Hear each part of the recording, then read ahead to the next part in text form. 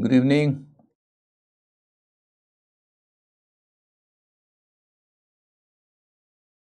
कैसे हैं आप लोग? Hope everyone is fine.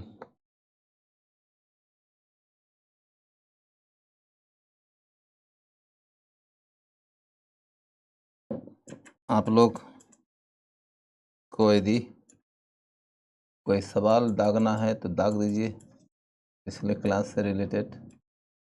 प्रीति, मनीष, सचिन, भाग्यश्री, स्तुति, सरिता, नाम सब भाग गया पीछे। रीना गोस्वामी, पूजा,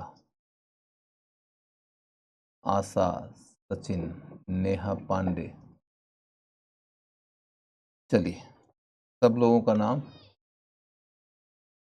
एक ही दफा मैं मान के चलता हूं कि ले लिया तो हो जाएगा।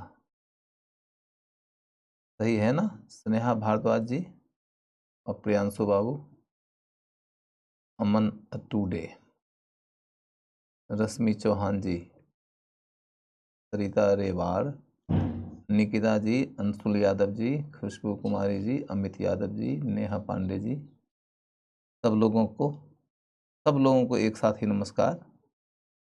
अनुरागिनी कुमारी, कितना अच्छा नाम है। स्तुति कुमारी, एक से एक अच्छा नाम है। हिस्ट्री ऑप्शन के लिए बुक बता दीजिए।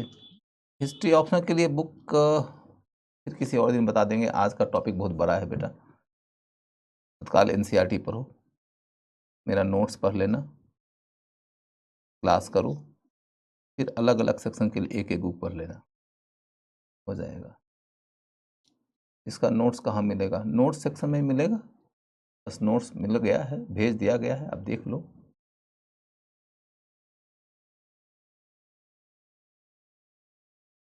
तो सर, मेडिवल हिस्ट्री की क्लास नहीं चल रही है या एंशिएंट हिस्ट्री की? अरे भैया ममता जी, मैंने आपको या आप सब लोगों को कितनी बार क्लियर किया है कि एंशिएंट इंडिया हमारा खत्म हो चुका है। मेडिवल इंडिया के सिलेबस का 3 पार्ट होता है। एक को बोलते हैं आरंभिक मध्यकाल, वो 700 ईस्वी से लेकर 1200 ईस्वी बीच में होता है। दूसरे को बोलते हैं दिल्ली सल्तनत और तीसरे को बोलते हैं मुगल काल। इस दौर में और भी कई सारे राज्यों का क्षेत्रीय स्तर पर जो राज्य और संस्कृतियां डेवलप हुई हैं उन्हें भी पढ़ना होता है, लेकिन ब्रॉड लेवल पर इनको 3 कालखंडों में बांटा जाता है। तो अर्ली मिडिवल एज मैंने पूर्व मध्यकाल का दौर हम लोग पढ़ रहे हैं और आज उसी का अंतिम क्लास है। देखने में वो प्राचीन काल की ही निरंतरता की तरह लगते हैं, आपको कोई मतलब नहीं है ये सब की। अब उसको आप प्राचीन काल कहिए चाहे मध्यकाल कहिए, बात असल ये है कि हम आज पढ़ लेंगे राष्ट्रकूट, चालुक्य और चोल। अब उसको तुम प्राचीन काल में पढ़ते हो तो भी कोई दिक्कत नहीं है, मध्यकाल में पढ़ते हो तो भी कोई दिक्कत नहीं है। फाइनली प्रश्न इतना ही है कि क्वेश्चन आएगा तुम बना लोगे कि नहीं, इसलिए बात खत्म करो।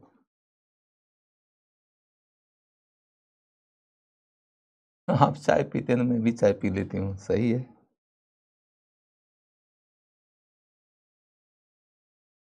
तो फिर मेरा नोट्स कहाँ से मिलेगा? आपने देने के लिए कहा था, नोट्स भी मिल जाएगा। मेरा टेलीग्राम चैनल ज्वाइन कर लो, उसे मिल जाएगा।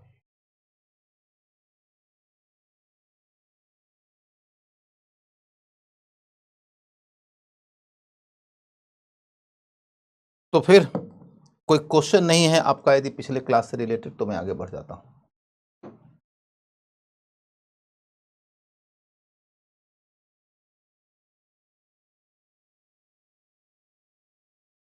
चलिए, आज का अपना अध्ययन होगा साउथ इंडिया का।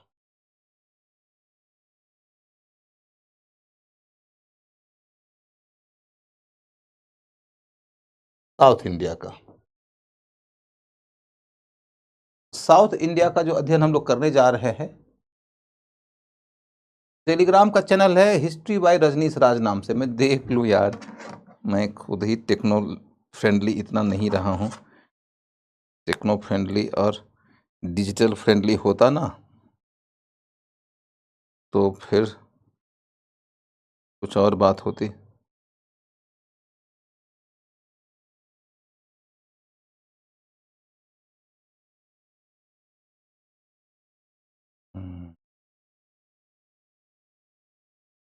History by Rajneesh Raj sir.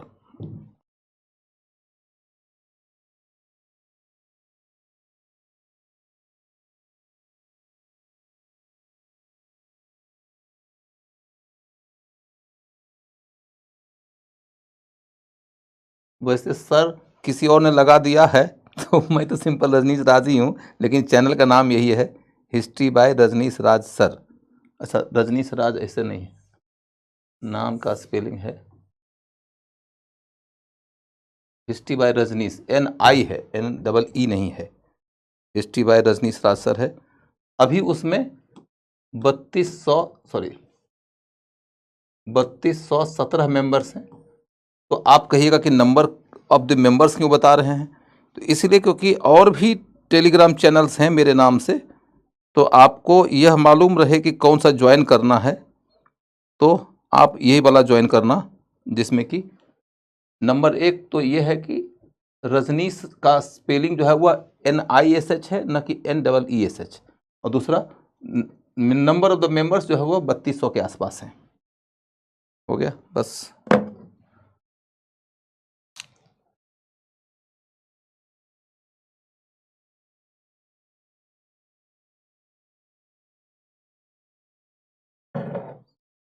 अब हम लोग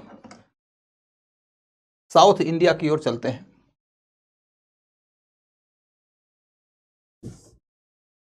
साउथ इंडिया की ओर, साउथ इंडिया में सबसे पहले हम लोग देखेंगे दक्कन, उसके बाद हम लोग देखेंगे सुदूर दक्षिण। दक्षिण, दक्कन, और फिर देखेंगे सुदूर दक्षिण। दक्कन के अंतर्गत कौन सा इलाका आता है, तो विंध्य पर्वत से लेकर कृष्णा नदी के बीच का इलाका। और सुदूर दक्षिण में फिर कृष्णा से हिंद महासागर के बीच का इलाका।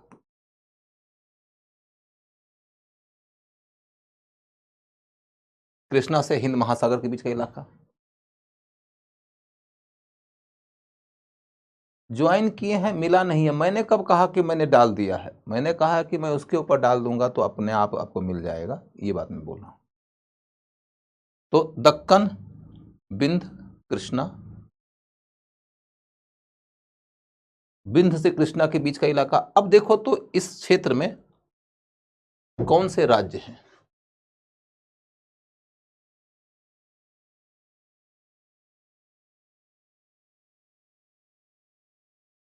सबसे पहला राज्य जो उभरा है यहां पर सातवाहन है। सातवाहन,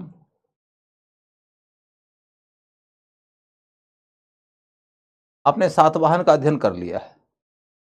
सातवाहन का जब पतन हुआ था तो महाराष्ट्र के क्षेत्र में आया जो राज्य, वह है वाकाटक। वाकाटक। और आंध्र के क्षेत्र में जो राज्य आया वह है इक्ष्वाकु।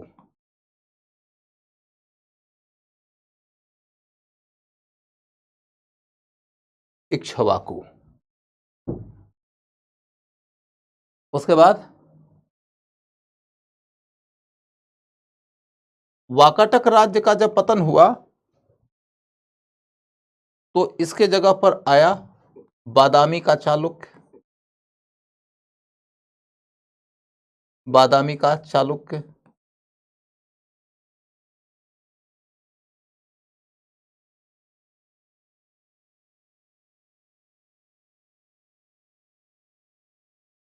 और बादामी के चालुक्य का जब पतन हुआ तब यहां आया राष्ट्रकूट। राष्ट्रकूट।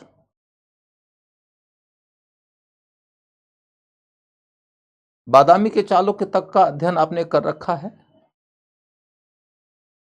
राष्ट्रकूट का जो राजवंश है वह 750 ईस्वी से लेकर 973 ईस्वी तक रूल किया।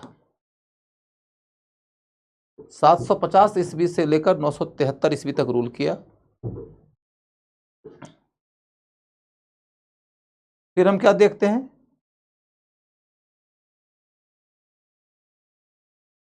फिर हम क्या देखते हैं कि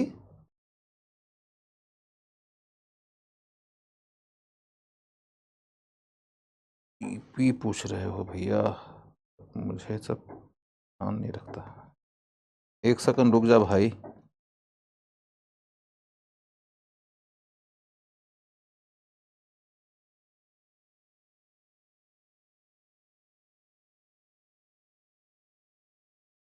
डीपीए में शिव और पार्वती का लगा हुआ है आर्ट, चोल कला का। अच्छा, एक फोटो मेरा भी है उसमें, लेकिन पहले आपको जो फ्रंट पेज पर नजर आएगा वो होगा शिव और पार्वती जी का। शिव और पार्वती जी का कांस्य की मूर्ति कला है, और कांस्य की मूर्ति कला वो चोल कालीन है। खैर इधर देखो, राष्ट्रकूट 750 से लेकर 973 का। आज की क्लास नोट्स बनाए रहे तो कोई बिल्कुल बनाओ। उसके बाद जब राष्ट्रकूट का पतन होता है तब आता है उसी इलाके में कल्याणी का चालुक्य। कल्याणी का चालुक्य,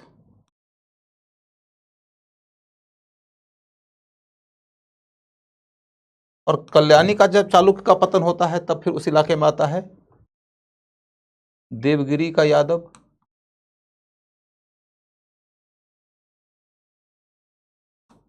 देवगिरी का यादव,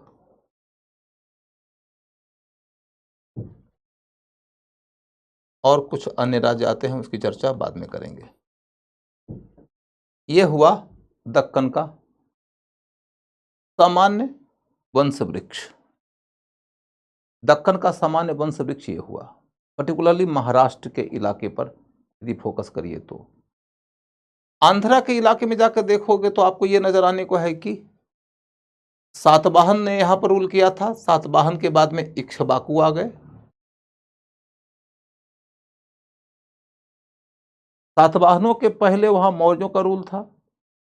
मौर्यों के पहले यदि चल के देखोगे तो आपको 6th सेंचुरी बीसी में, 6th सेंचुरी बीसी में यहां पर अस्मक महाजनपद का उल्लेख मिलेगा। अस्मक महाजनपद, ये मैंने पढ़ा रखा है। अस्मक महाजनपद के बाद में आंध्र प्रदेश की राजनीति के बारे में आपको कोई जानकारी नहीं मिलती है, उसको भूल जाइए। फिर आंध्र प्रदेश का इलाका मौर्य काल के अधीन उनके साम्राज्य का हिस्सा रहा। वहाँ पर हमें अशोक के कई सारे अभिलेख मिलते हैं। येड़ागुड़ी अभिलेख वहाँ से मिला है, जिसके ऊपर पिछले साल क्वेश्चन भी पूछा था। उसके बाद फिर मौर्योत्तर काल में जाकर देखो तो आंध्र प्रदेश के इलाके में सातवाहनों का कब्जा है, और पुराणों में सातवाहनों को आंध्र ही कहा गया है। उसके बाद फिर जब सातवाहन का पतन होता है तो उस इलाके में इक्ष्वाकु वंश का शासन आता है, उन्हें श्री पर्वतीय भी कहा गया है। और उसके बाद फिर उस इलाके में हमें बहुत ज़्यादा क्लैरिटी नहीं मिलती है कि क्या है वहाँ का हिस्ट्री, लेकिन ये लगता है अस्मक, मौर्य, सातवाहन, इक्ष्वाकु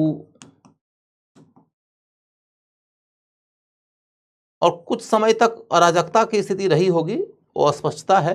और फिर यहीं पर बेंगी, बेंगी का राज्य उभरा। बेंगी के बारे में हम लोग तब पढ़ेंगे जब हम लोग राष्ट्रकूट काल में और चोल काल में जाएंगे। देखिए, बेंगी का राज्य आंध्र प्रदेश में ही उभरा था। आंध्र प्रदेश में बेंगी के बाद का जो एक राज्य उभरता हुआ नजर आता है वो है वारंगल। वारंगल का काकतीय, वारंगल का काकतीय, वारंगल का काकतीय, काकतीय डायनेस्टी है, वारंगल क्षेत्र है। इसी के साथ यहां पर दिल्ली सल्तनत की स्थापना हो गई, दिल्ली सल्तनत की स्थापना हो गई। मैंने वारंगल के काकतीय को ही हराया था अलाउद्दीन खिलजी ने और उस राजा को अपने अधीन कर लिया था। कुल मिलाकर आंध्रा की कहानी तो यहां होती है। फिर कर्नाटक को देखो,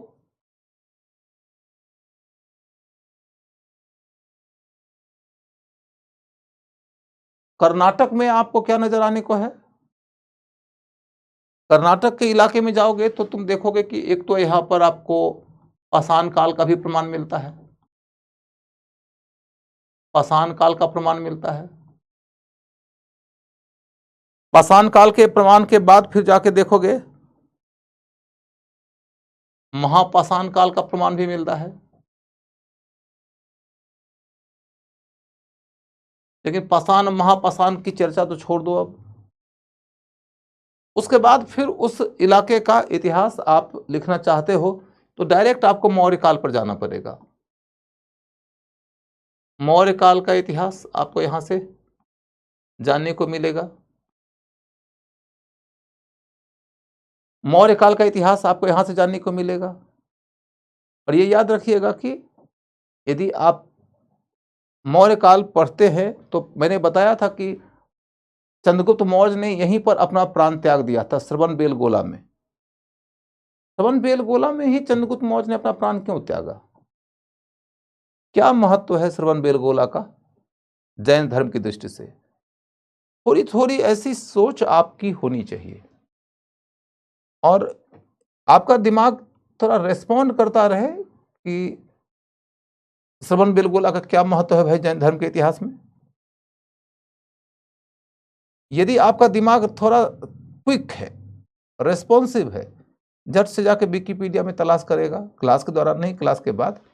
और क्लास के दौरान भी यदि आपको कोई जानकारी ऐसी दी गई कि विकिपीडिया में देखना चाहिए तो अपने नोट में लिख लो ना,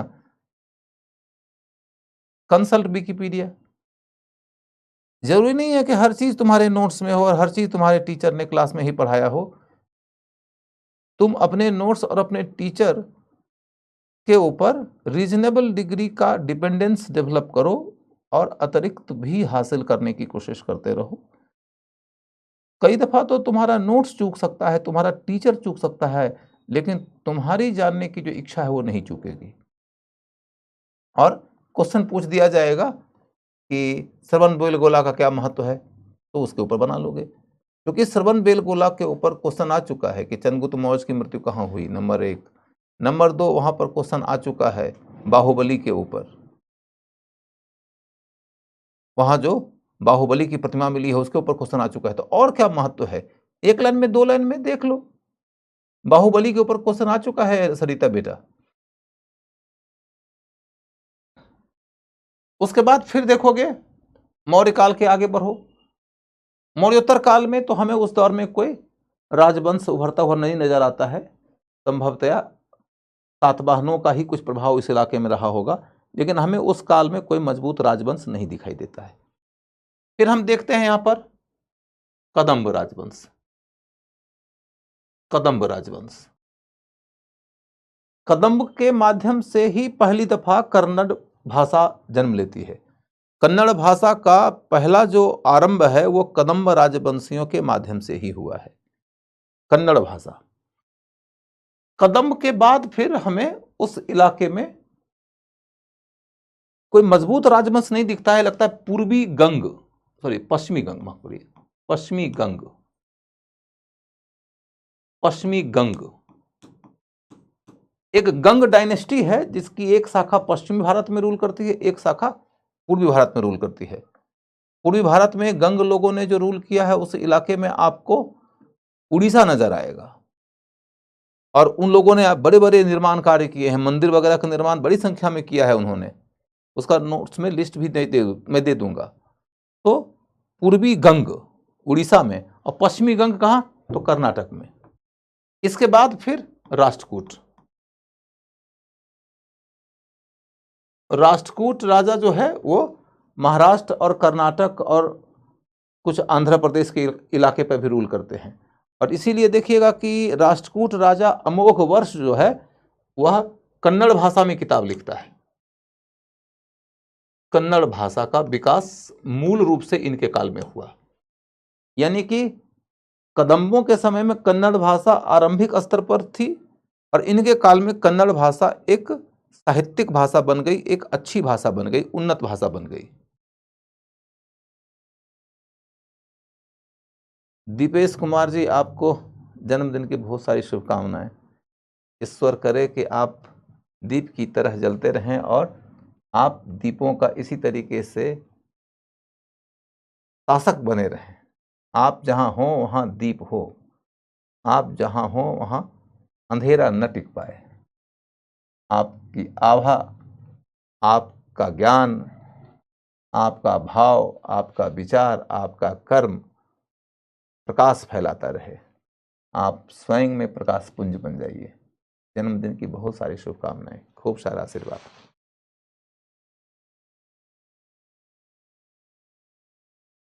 क्लास से रिलेटेड पीडब्ल्यू से कौन कौन बात करना चाहता है?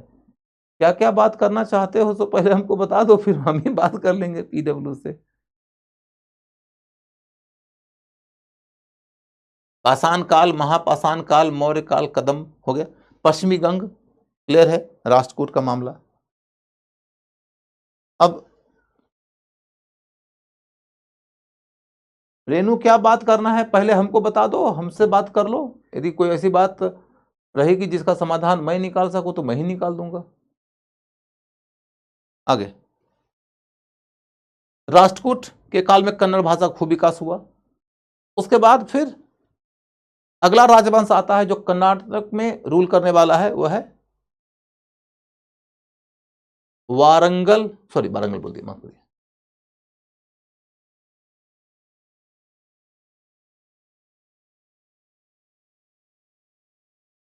द्वार समुद्र के होयसल। द्वार समुद्र के होयसल। द्वार समुद्र के होयसल।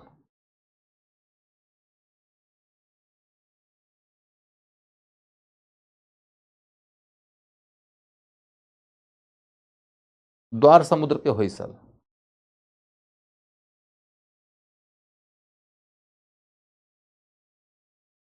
उसके बाद फिर क्या कहानी है? रेनू जी, आप क्या चाहती हो सो बता दो।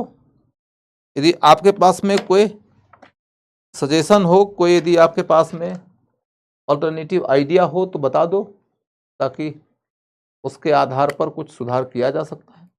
आप बता दो पहले।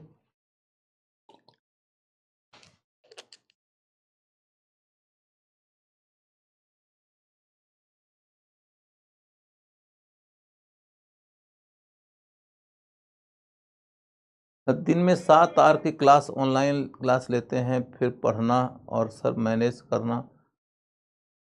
अच्छा हाँ, तो इस विषय पर मैं बात करूँगा। मैं अभी भी पीछे के क्लास में और भी था, तो उस दौर में भी कई सारे बच्चों ने इस तरह की बात किया था।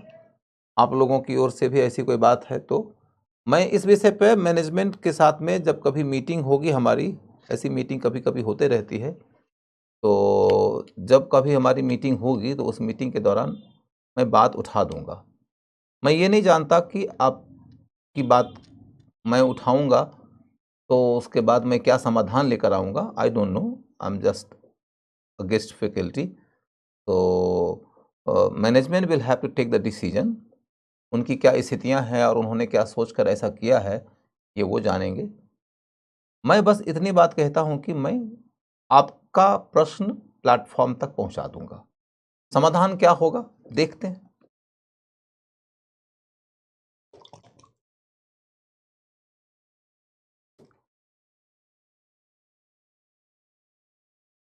जीएस के साथ सीसैट के लिए भी बोला था पर कोई नोटिस नहीं आया अब तक। सीसैट के बारे में कुछ आप लोगों को कहना है तो कह दीजिए। मैं बस यही बात है कि 1-2 दिन के अंदर मीटिंग होगी, मैं मीटिंग में आपकी बातें उठा दूंगा। मीटिंग में मैं आपकी बातें उठा दूंगा, आप लोग अपनी बातें कह सकते हैं। ठीक है। हाँ, ये बात भी सही है। मैं एक सजेशन देने जा रहा हूं, देखता हूं सजेशन भी किस हद तक माना जाएगा, कि चैट बॉक्स के अंतर्गत जो बातें लिखते हैं बच्चे लोग, वो एक दूसरे का चैट बॉक्स किसी को दिखाई ही ना दे। मैं ये बात की कोशिश करूंगा ताकि किसी को डिस्टरबेंस नहीं हो। मैं सजेशन देता हूं, देखता हूं क्या करेंगे। क्या आप लोगों को ठीक लगेगा ये मामला, कि जैसे मान लीजिए कि अब हजारों स्टूडेंट है, अब वो कुछ से कुछ लिखे जा रहे हैं, उसमें बाकी सारे बच्चों का कंसंट्रेशन भी टूटता है। तो इससे बचाने के लिए एक उपाय हो सकता है कि चैट बॉक्स में आपको आपकी बात ही दिखाई दे और किसी की बात दिखाई ही नहीं दे। ये सिस्टम यदि हो सकता है तो मुझे लगता है कि आपके लिए अच्छा होगा। खैर, राष्ट्रकूट तो महाराष्ट्र में भी है ना सर? हाँ बेटा, महाराष्ट्र में तो है ही, लेकिन राष्ट्रकूट का राज्य क्षेत्र बड़ा है। राष्ट्रकूट का राज्य क्षेत्र इतना बड़ा है कि आप कह सकते हैं कि वो उस समय दुनिया के 4 सबसे बड़े साम्राज्य जो थे ना, उनमें से एक थे। इसलिए उनके राज्य में कर्नाटक भी है, महाराष्ट्र भी है, इस तरह की बात है।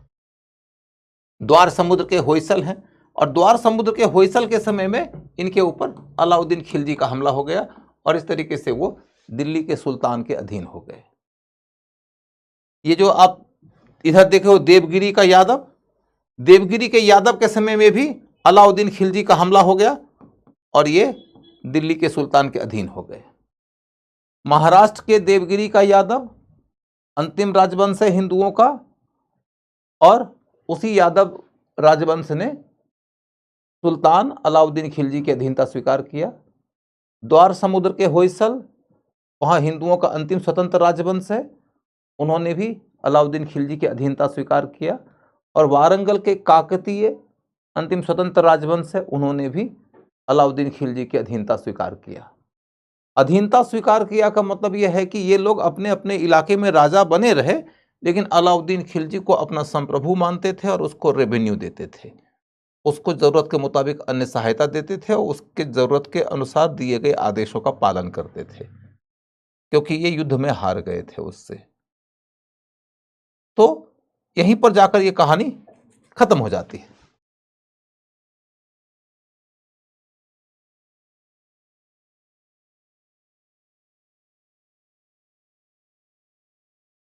अब देखो कि दक्कन के इलाके में जितने राजवंश हैं, उन राजवंशों का एक सामान्य कालक्रम स्पष्ट हो गया कि सातवाहन से लेके आंध्र प्रदेश के अंतर्गत हमने देखा तो आंध्र आ गए, वही सातवाहन है। फिर इक्ष्वाकु आ गए, इक्ष्वाकुओं के बाद में फिर हमने देखा कि वहां बेंगी का चालुक्य आया, फिर वारंगल के काकतीय आए, फिर दिल्ली सल्तनत आया।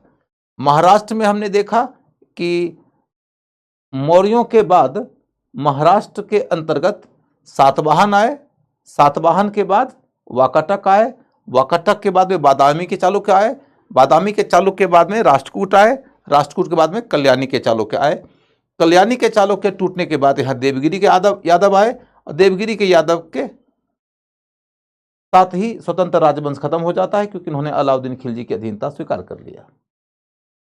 और कर्नाटक के अंतर्गत हमने ये दिखाया कि मौर्य के बाद में वहां स्वतंत्र राजवंश के रूप में कदम्ब आया, कदम्ब के बाद में पश्चिमी गंग आए, उसके बाद में फिर राष्ट्रकूट आए, राष्ट्रकूट के बाद में द्वार समुद्र के होयसल आए, द्वार समुद्र के होयसल ने स्वीकार कर लिया अलाउद्दीन खिलजी की अधीनता और मामला खत्म हो गया। तो दक्कन का पूरा जो ऐतिहासिक कालक्रम है वो ऐसे ही विकसित हो रहा है। अब हम थोड़े से डिटेल की ओर चलेंगे। तो किसके बारे में हमें डिटेल पढ़ना है? तो आप देखो गौर करके कि हम सातवाहन के बारे में डिटेल पढ़े तो फायदा होगा, लेकिन हमने इसका डिटेल पढ़ रखा है, मामला खत्म है। बादामी के चालुक्य के बारे में डिटेल पढ़े तो फायदा होगा, हमने ये पढ़ रखा है।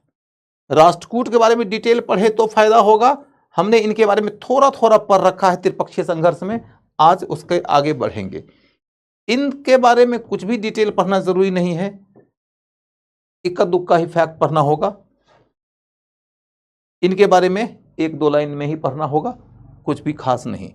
तो let me begin with the history of Maharashtra. Maharashtra से शुरू करता हूं और टॉपिक आता है अपना राष्ट्रकूट। राष्ट्रकूट,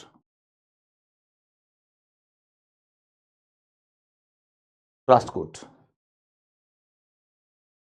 राष्ट्रकूट में हम काल जानेंगे, फिर क्षेत्र जानेंगे, फिर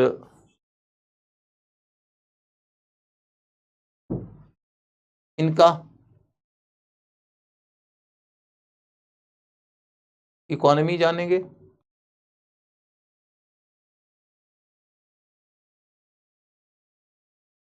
इनका कल्चर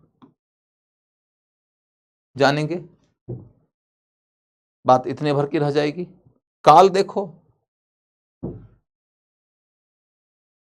750 से 900,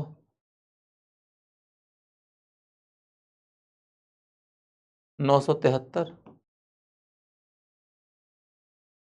क्षेत्र, क्षेत्र इनका मूलतया महाराष्ट्र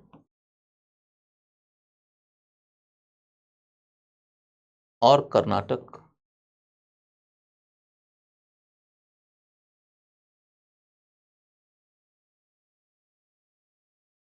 फिर दूसरा पॉइंट होगा कि विस्तारवादी थे,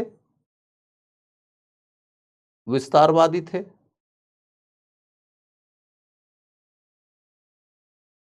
विस्तारवादी होने के नाते कहां विस्तार किए, हम राजाओं की कहानी करेंगे तो पढ़ लेंगे। इकोनॉमी के स्तर पर देखो तो इनके यहां कृषि,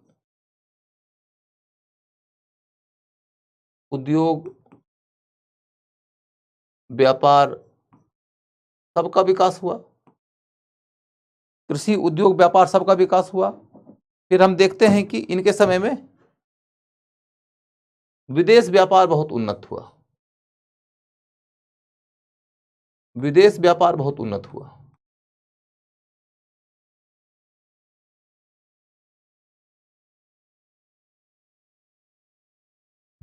विदेश व्यापार बहुत उन्नत था, इसी वजह से देखो इनका अरब के साथ में, अरबों के साथ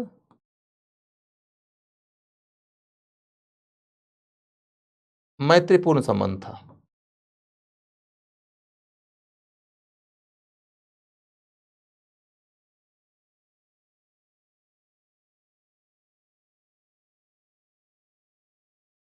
अरबों के साथ में इनका मैत्रीपूर्ण संबंध था।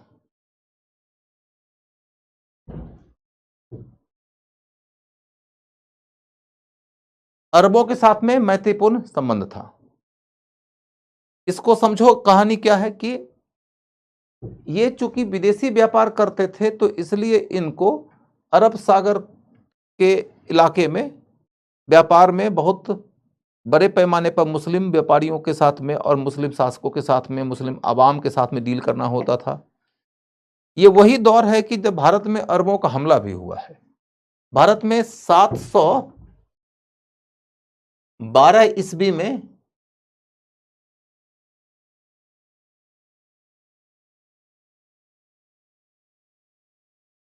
अरबों ने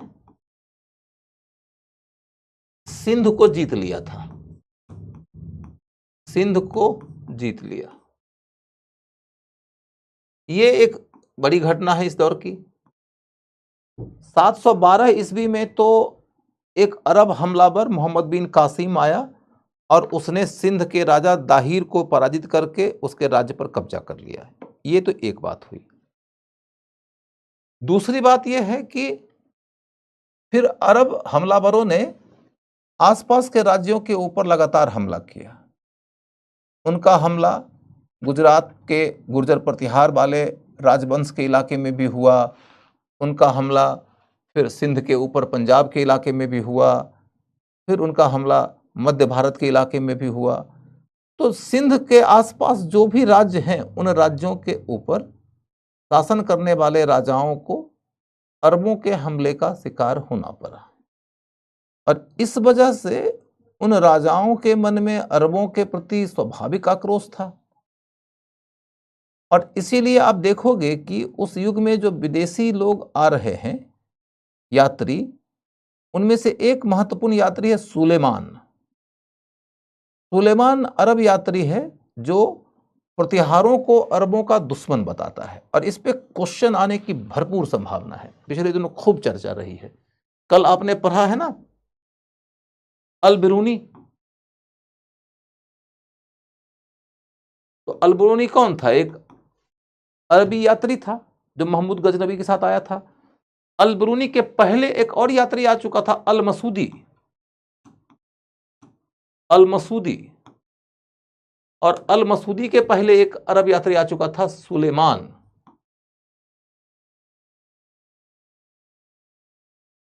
सुलेमान ने प्रतिहार को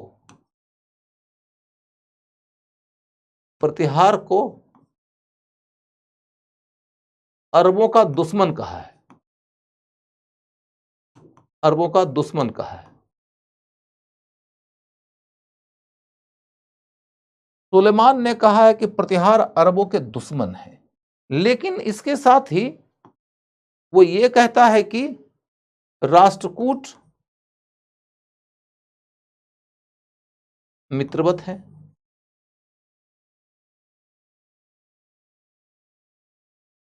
राष्ट्रकूट मित्रवत है। इनके राज्य क्षेत्र में मुस्लिम पूजा स्थल भी थे।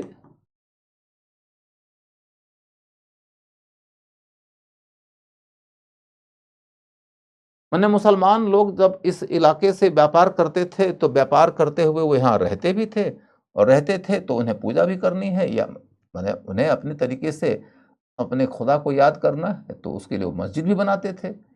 और शासकों को कोई शिकायत नहीं थी कि मुस्लिम इस इलाके में मस्जिद बनाए। मूल कहानी क्या है कि सिंध और महाराष्ट्र में दूरी है, तो अरब हमलावरों का महाराष्ट्र पे हमला नहीं हुआ है, इसलिए महाराष्ट्र के राजा अरब हमलावरों से डायरेक्टली निगेटिवली अफेक्टेड नहीं है, इसलिए उनके अंदर उतना आक्रोश नहीं है।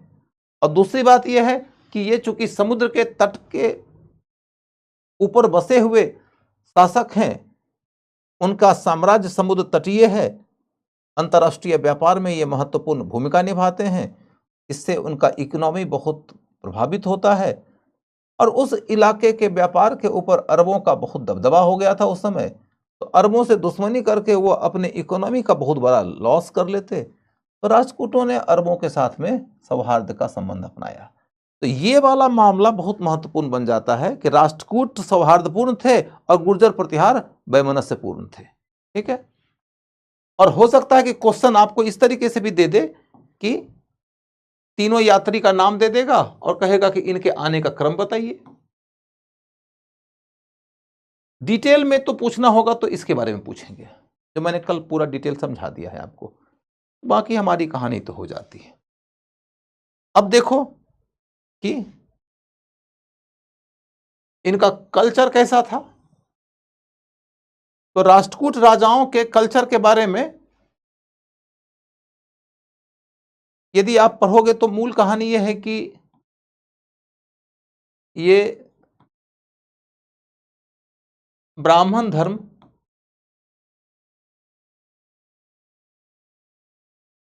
को मानते थे।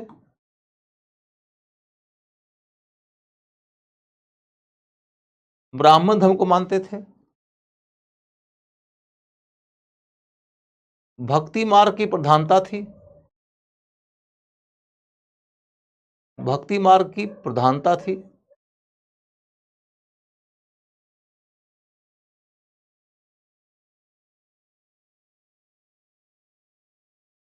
शिव की भक्ति प्रबल थी, ज्यादा लोकप्रिय थी।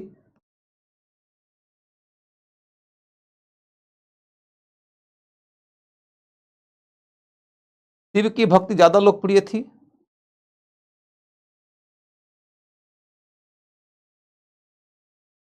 शिव की भक्ति ज्यादा लोकप्रिय थी।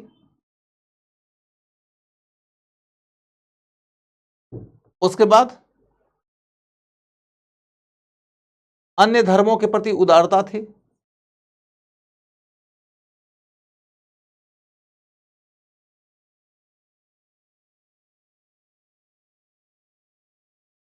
अन्य धर्मों के प्रति उदारता थी।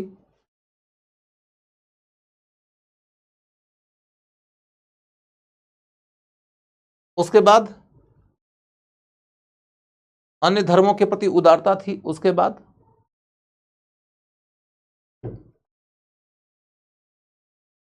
भक्ति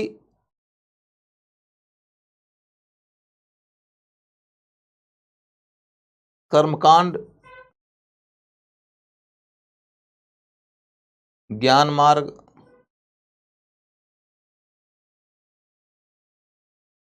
के अतिरिक्त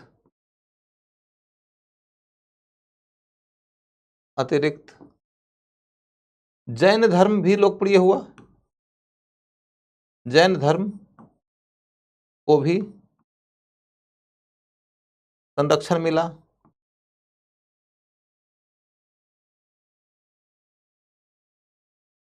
जैन धर्म को भी संरक्षण मिला।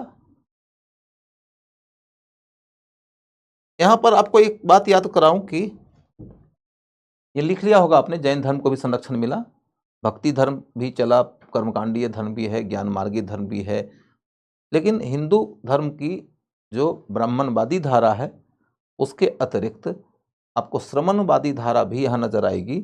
श्रमण धारा में कौन सी धारा? तो जैन धर्म की धारा। बौद्ध धर्म का तब तक इस इलाके में पतन हो चुका था। अब देखो आपकी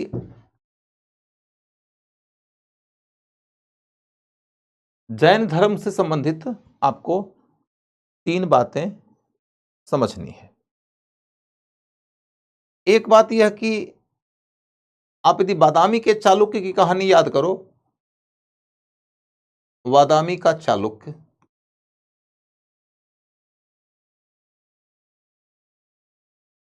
भी जैन संरक्षक था। बादामी का चालुक्य भी जैन संरक्षक था, यह बिल्कुल साफ है। बादामी का चालुक्य भी जैन धर्म का संरक्षक था, यह बिल्कुल साफ बात है। और बादामी के चालुक्य जो कि जैन धर्म का संरक्षक हुआ करते थे, उनका एक बहुत बड़ा दरबारी साहित्यकार था जिसने कि एहोल प्रशस्ति लिखा था। उस दरबारी साहित्यकार का नाम आप बताइए, मैं तो ऑलरेडी पढ़ा चुका हूं। पुलकेशिन द्वितीय का जो एहोल प्रशस्ति लेख है उस दरबारी साहित्यकार ने लिखा था, बल्कि आप कहिए कि उसी ने प्रशस्ति का अभिलेख तैयार किया था। मुझे उसका नाम चाहिए, आप लोग नाम बताइए। फिर दूसरी बात आप देखोगे कि जिस समय बादामी के चालुक्य रूल कर रहे थे, उसी समय सुदूर दक्षिण में पल्लव वंशी भी रूल कर रहे थे। पल्लव वंशी भी रूल कर रहे थे। पल्लव वंशियों के काल में किसी बच्चे ने बता दिया, पल्लवी यादव जी ने बता दिया कि वो रवि कीर्ति था। एकदम सही बताया। आभा उपाध्याय जी रवि वर्मा नहीं है, रवि कीर्ति है। चलिए कोई बात नहीं, रवि वर्मा नहीं रहेगा ऑप्शन में, देख के मार देना, लेकिन वो रवि कीर्ति था। तो पल्लव के समय में आप देखोगे कि मैंने पढ़ाया है आपको, पल्लव राजा महेंद्र वर्मन प्रथम, महेंद्र वर्मन प्रथम पहले जैन था और उसी ने अप्पार नामक नयनार संत के प्रभाव में आकर शैविज्म अपना लिया और इस वजह से दक्षिण भारत से, सुदूर दक्षिण से जैन धर्म का पतन होने लगा। जब सुदूर दक्षिण में जैन धर्म का पतन हुआ तो उसी समय यदि राष्ट्रकूटों के यहाँ उनको संरक्षण न मिला होता तो विंध्य पर्वत के दक्षिण में जैनिज्म का सफाया ही हो गया होता। जैन धर्म को राष्ट्रकूटों का संरक्षण मिलना विंध्य पर्वत के दक्षिण में उनके टिके रहने का आधार बन गया। तो that is why this is very important event और important factor in history of Jainism. तो पल्लव की कहानी आपको मैंने समझा दिया है और अब राष्ट्रकूट की कहानी आपको समझ में आएगा।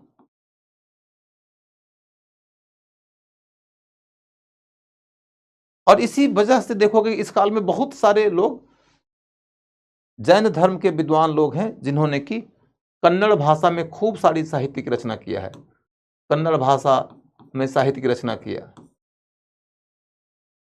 उस दौर में जैन मठ को कर्नाटक में बसदी कहा जाता था। ये क्वेश्चन पूछा जा सकता है, बसदी का मतलब क्या है?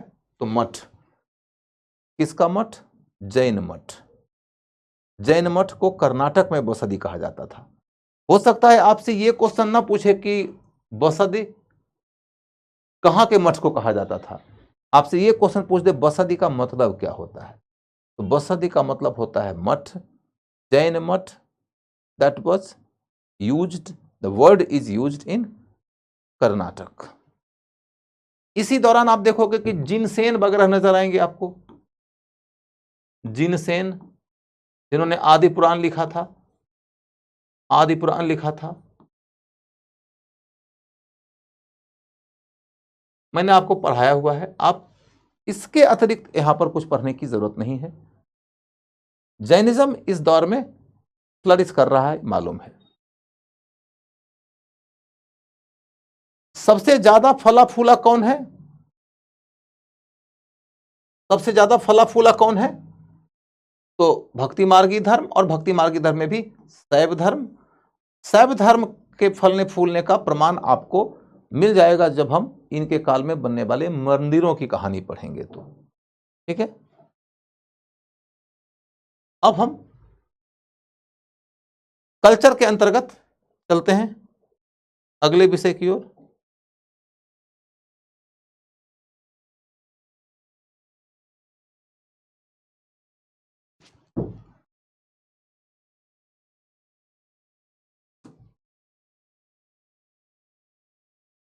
इस काल के कल्चर में भाषा, साहित्य,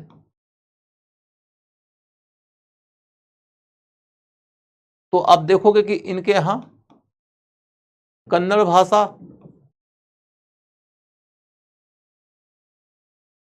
का विकास हुआ,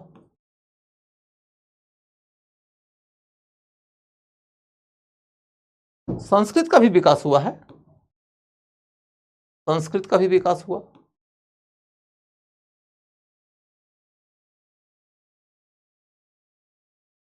तो दो लाइन में पहले संस्कृत पे बात कर लेते हैं, फिर कन्नड़ के ऊपर थोड़ा ज्यादा पढ़ेंगे। संस्कृत भाषा का विकास कैसे हो रहा है? तो आर्य संस्कृति के प्रसार के रास्ते, आर्य संस्कृति के प्रसार के रास्ते।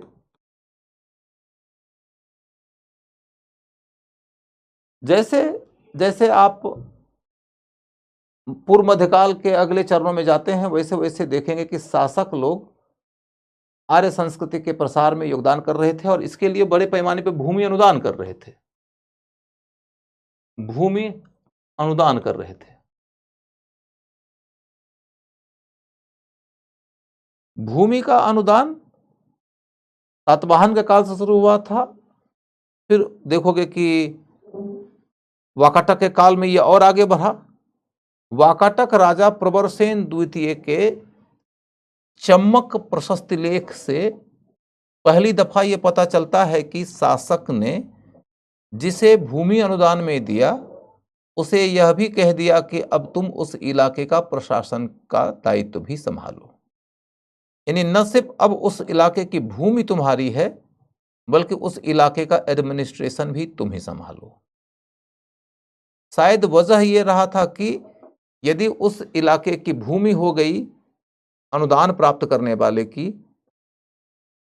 अनुदान प्राप्त करने वाले ने भूमि का मालिक बना दिया स्थानीय लोगों को, और स्थानीय लोगों ने कर दिया अनुदान प्राप्त करने वाले व्यक्ति को, और अनुदान में उससे जब भूमि मिली थी तो राजा ने उसको कर मुक्त अनुदान दिया था, तो राजा को उस इलाके से चवन्नी भी मिल नहीं रहा था।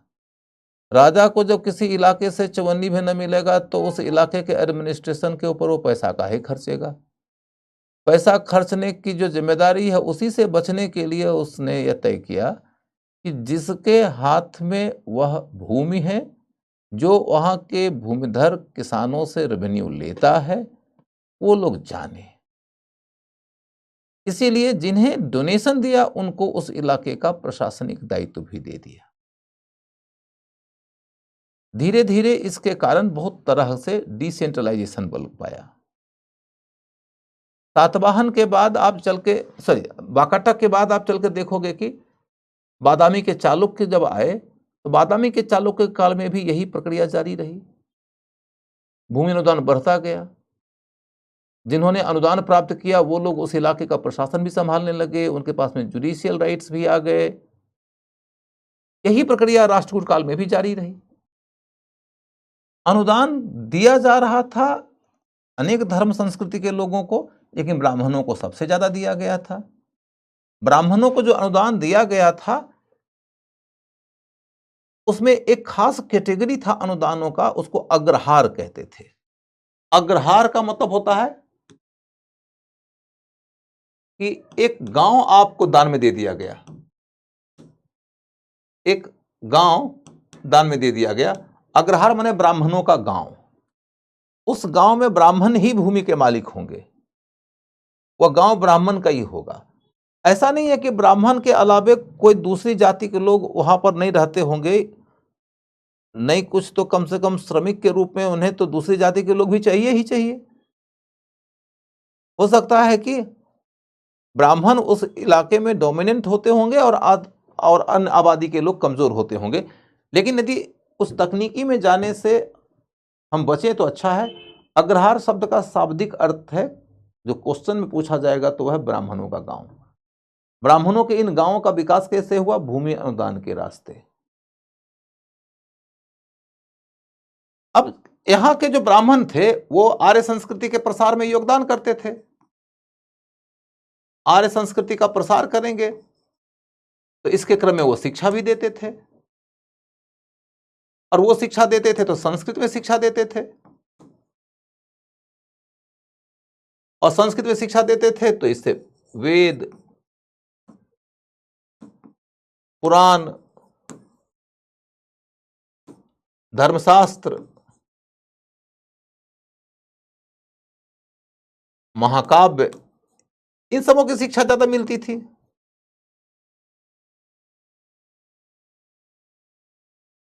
तो इसकी भूमिका रही है उस इलाके में संस्कृत भाषा के प्रचार में प्रसार में योगदान करने की। हो गया, इससे ज्यादा हमें इस विषय पर नहीं पढ़ना। संस्कृत भाषा के बारे में बस इतनी ही बात करनी है। नई बात यह है कि इस इलाके में कन्नड़ भाषा पहली दफा साहित्यिक भाषा बन जाती है, और आप देखोगे कि कन्नड़ भाषा की पहली मानक किताब, first authentic book of Kannada language is Kaviraja Marga. Kaviraja Marga, Kaviraja Marga, Kaviraja मार्ग पहली ऐसी किताब है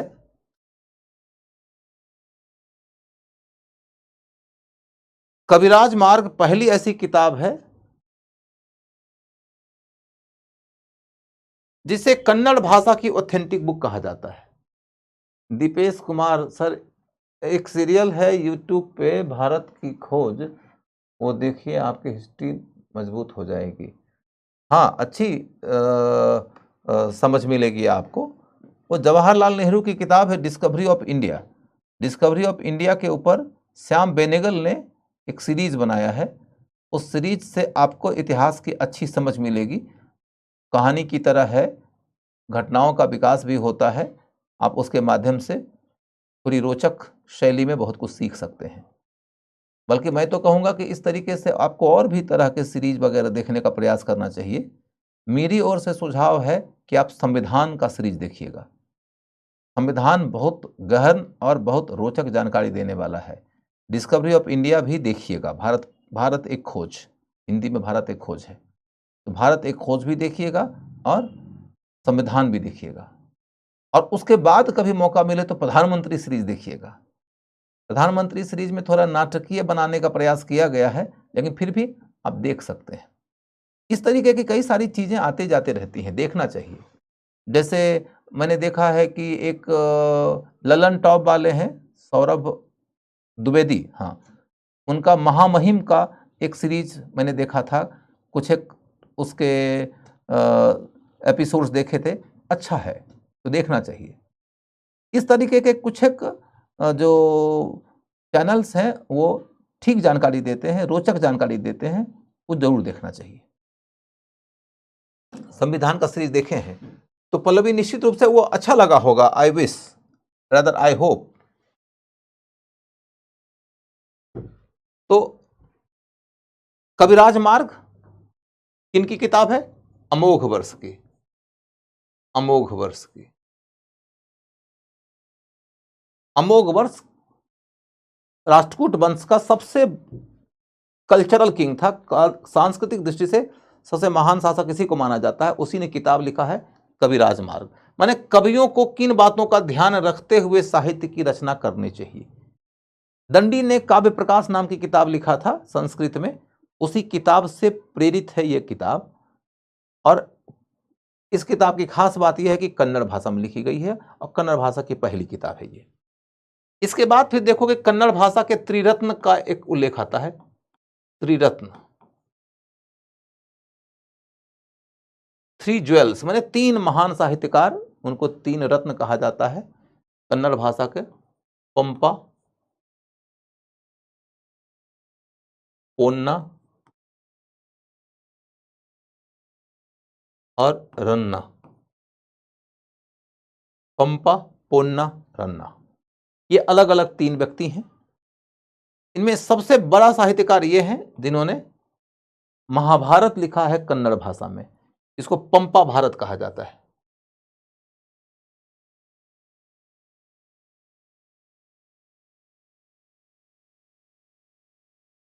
पंपा भारत कहा जाता है, पंपा भारत कहा जाता है। अब गौर करने लायक कहानी कहां है? त्रिरत्न, पंपा, पुन्ना, रन्ना, पंपा भारत माने महाभारत, ये हो गया।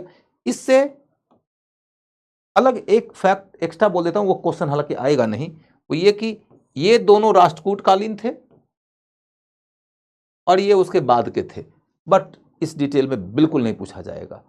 आपको सिर्फ और सिर्फ ये पूछा जा सकता कि ये तीनों कौन से भाषा के साहित्यकार थे, कन्नड़ भाषा के त्रिरत्न कौन थे, ये हो सकता है पूछा जाए। फिर आपको यह मालूम हो कि यही एक संदर्भजन्य बात बता देता हूं कि कन्नड़ भाषा के विकास को एक एडिशनल फैक्टर ने बल दिया है, वह है लिंगायत आंदोलन ने। लिंगायत आंदोलन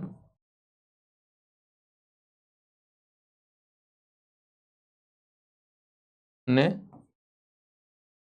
इसे बल दिया, बल दिया। लिंगायत आंदोलन ने इसे बल दिया।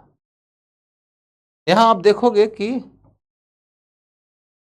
लिंगायत आंदोलन ने इसे बल दिया के बाद यहां आप देखोगे कि लिंगायतों का अध्ययन हम लोग कल्चर वाले में करेंगे, अभी इसमें नहीं करेंगे, या फिर जब आगे समय आएगा तो करेंगे। अभी मैं क्लास के लास्ट में कुछ बात बताऊंगा आप लोगों को क्लास के आगे के भविष्य के बारे में, अभी चिंता मत करिएगा।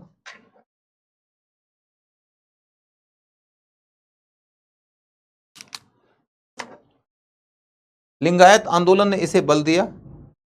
लिंगायतों का जो साहित्य है उसको वचन शास्त्र कहा जाता है, वचन शास्त्र कहा जाता है। लिंगायतों के साहित्य को वचन शास्त्र कहा जाता है। वचन शास्त्र कन्नड़ भाषा में लिखा गया है। कन्नड़ भाषा में लिखा गया है, इसलिए संस्कृत भाषा का विकास हुआ।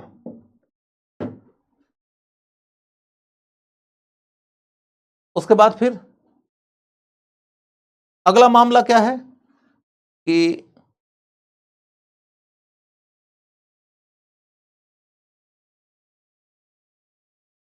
कन्नड़ भाषा को लेकर एक एडिशनल जो जानकारी मैं दे रहा हूं, कन्नड़ भाषा के बहाने, कन्नड़ भाषा को लेकर नहीं, एक कॉन्सेप्ट है शास्त्रीय भाषा का। शास्त्रीय भाषा,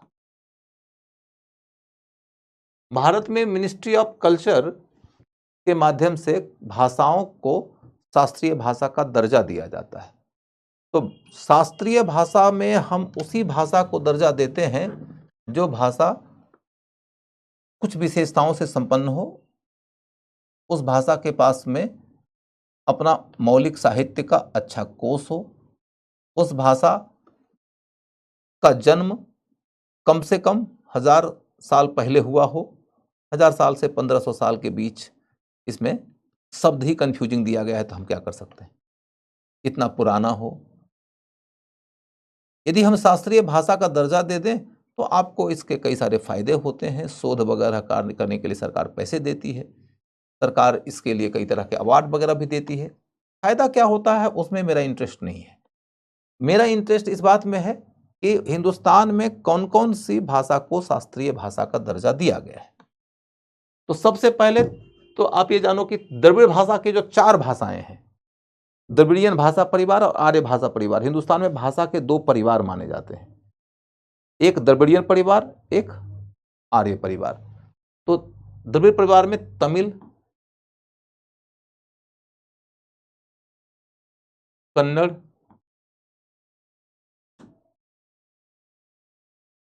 तेलुगु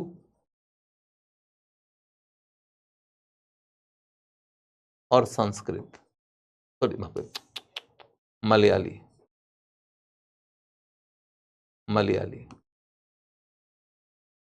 ये 4 भाषाएं हैं।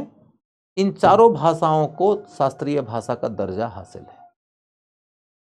और उसके बाद फिर संस्कृत और उड़िया भाषा को, अंतिम भाषा उड़िया ही है जिसको कि शास्त्रीय भाषा का दर्जा मिला है। कई और भाषाएं भी हैं जिनका ये क्लेम है कि हमको शास्त्रीय भाषा का दर्जा मिलना चाहिए।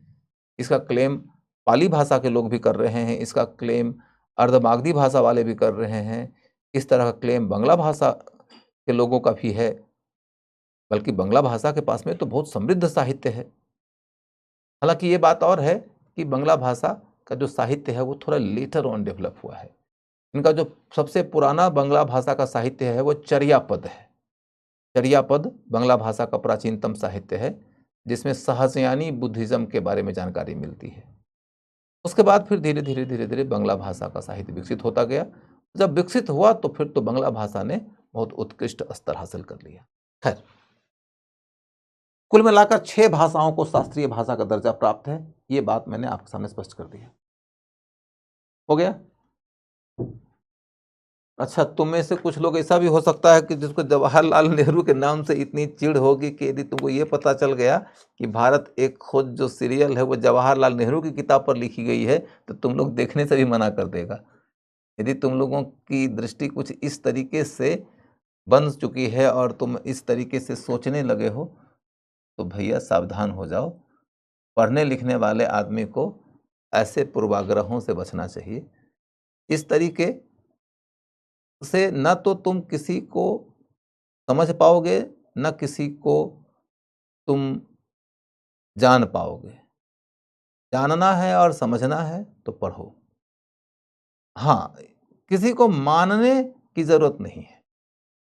मानकर तो तुम बंध जाओगे, जानकर तुम मुक्त हो जाओगे। तुम्हारी मुक्ति के बाद तुम यदि किसी के अंदर कोई अच्छी बात देखते हो तो तुम्हारी मर्जी, किसी के अंदर कोई बात कमी देखते हो तो तुम्हारी मर्जी। आजाद रहो, बंधन में न बंधो।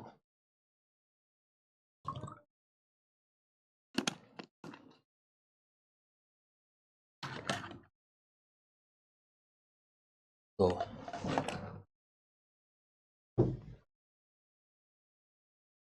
सर क्या है सर, शास्त्रीय भाषा आप पढ़ा चुके हैं। शास्त्रीय भाषा मैं इस क्लास में नहीं पढ़ाया हूं, मैं सुबह क्लास में पढ़ाया हूं। कुल मिलाकर शास्त्रीय भाषा की पढ़ाई यहां कंप्लीट भी हो चुकी है, इसी से बात पूरी हो गई। अब देखो कि कल्चर के स्तर पर हमें और क्या नजर आना है राष्ट्रकूटों में। तो राष्ट्रकूटों के काल में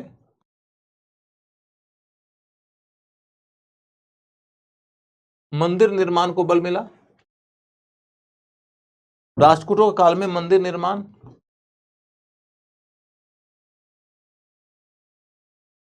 आगे बढ़ा आगे बढ़ा। इस दौर में सबसे उल्लेखनीय है एलोरा की गुफाओं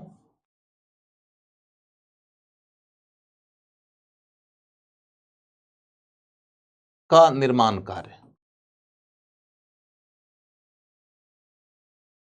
एलोरा की गुफाओं का निर्माण कार्य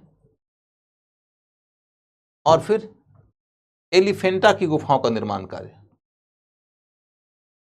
एलिफेंटा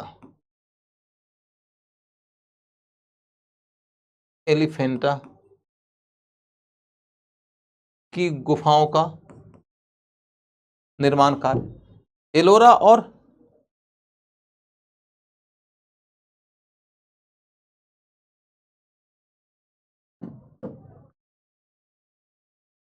और एलिफेंटा की गुफाओं का निर्माण कार्य। एलोरा के बारे में मैं डिटेल पढ़ाऊंगा तब जब मैं आपका मेंस का कल्चर का टॉपिक पढ़ाऊंगा। मेंस में कल्चर का टॉपिक पढ़ाऊंगा तो मैं एलोरा के बारे में विशेष पढ़ाऊंगा। अभी बस इतनी बात है कि एलोरा के अंदर एक बहुत ही शानदार भवन स्ट्रक्चर बना है, एलोरा का कैलाश मंदिर। एलोरा का कैलाश मंदिर।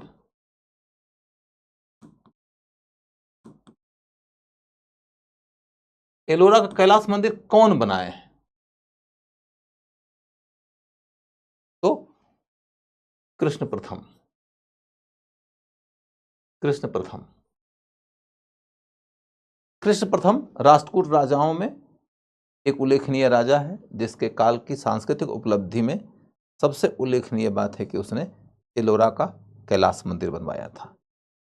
आपको मैंने बताया था कि जब शिव जी का मंदिर बनता है तो उसको प्रायः कैलाश नाम दे दिया जाता है। अतः जब आप कैलाश मंदिर बोलेंगे तो आपको साथ में ये बता देना चाहिए कि कहाँ का कैलाश मंदिर। जैसे कि पल्लव काल में नरसिंह वर्मन द्वितीय ने बनाया था कांची में कैलाश मंदिर, वो कहलाता है कांची का कैलाश मंदिर। और ये बनवाए हैं एलोरा में तो ये कहलाता है एलोरा का कैलाश मंदिर। ठीक है। इसके अलावे उस काल में और भी कुछ मंदिर वगैरह बने हैं, तो उन मंदिरों के विस्तार में जाने की जरूरत नहीं है। यह आपको बात समझ में आ गई कि राष्ट्रकूट का कल्चरल अचीवमेंट इतना ही है। राष्ट्रकूट के कल्चरल अचीवमेंट के बाद फिर हम क्या देखेंगे? इनका साम्राज्य विस्तार। राष्ट्रकूट के साम्राज्य विस्तार के अंतर्गत देखो तो सबसे पहला उल्लेखनीय बात यह है कि इस काल में एक राजा हुआ है ध्रुव। उसके बाद उल्लेखनीय राजा हुआ है गोविंद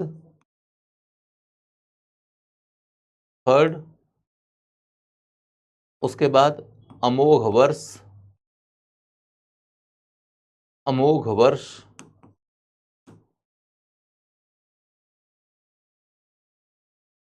उसके बाद ध्रुव गोविंद थर्ड अमोघ वर्ष। इसके बाद इंद्र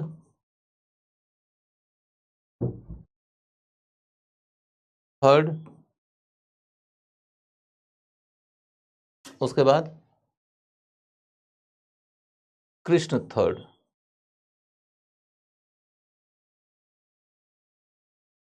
कृष्ण थर्ड। ये 5 राजा का नाम मैं यहां रखा हूं।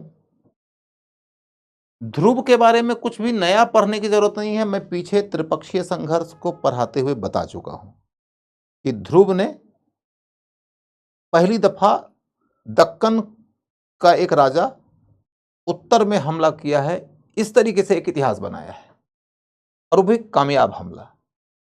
त्रिपक्षीय संघर्ष में राष्ट्रकूटों की ओर से शामिल होने वाला पहला राजा कौन था? ध्रुव। फिर मैंने आपको यह भी बता रखा है गोविंद तृतीय की राष्ट्रकूटों में सबसे प्रतापी साम्राज्यवादी राजा कौन है? तो गोविंद थर्ड। और इसके बारे में मैंने संजना ताम्रपत्र के अंतर्गत प्रशस्ति शैली में कही गई वो बात भी पढ़ा रखा है कि इसका घोड़ा समुद्र से लेकर हिमालय तक किसी और के राज्य का पानी नहीं पीता है। That is also done. इसके बाद अमोघ वर्ष बता रखा है मैंने कि अमोघ वर्ष वो राजा है कि जो साम्राज्यवादी काम में इंटरेस्ट नहीं लेता है, सांस्कृतिक क्षेत्र में इसकी उपलब्धियां ज्यादा है। इंद्र थर्ड इसलिए उल्लेखनीय है क्योंकि इसने 915 ईस्वी में राष्ट्रकूट राजा को हराया था, राष्ट्रकूट राजा को हराया था। हालांकि मुझे लगता नहीं कि यह पूछा जाएगा, लेकिन हां एक बात है क्या कि राष्ट्रकूट राजा से, राष्ट्रकूट लिख दिया क्या, माफ करिए, प्रतिहार राजा को हराया था।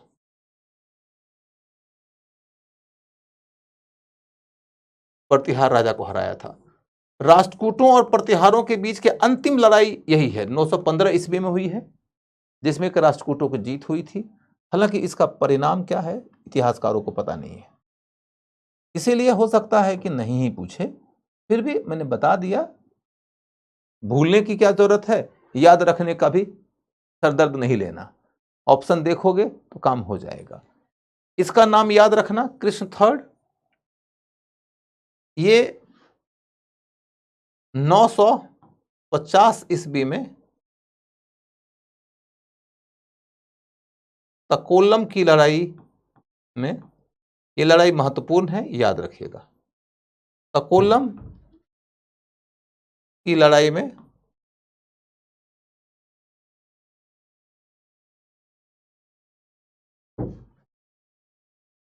चोल राजा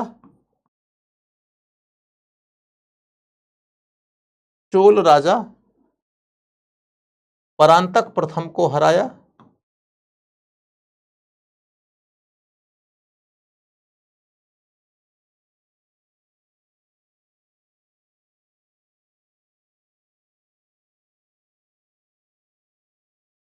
नौ सौ पचास ईस्वी में तकोलम की लड़ाई में चोल राजा परांतक प्रथम को हराया।